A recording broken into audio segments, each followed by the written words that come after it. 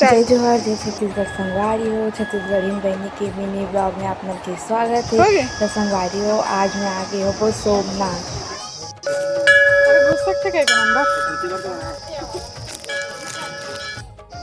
सोमनाथ मंदिर में बहुत सारा बंदर है, तो देखो बैठे।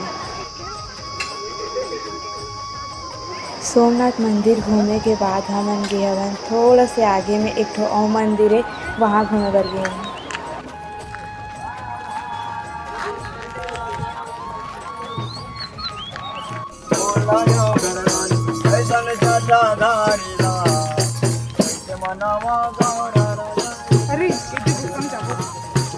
वीडियो बना दे।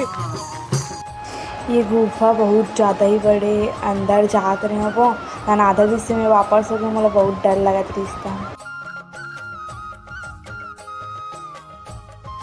वैसे यहाँ कुछ नहीं रही सवे, लेकिन अंधेला देख के थोड़ा डर लगा रही। आगे देखो मंदिर है, मंदिर आगे।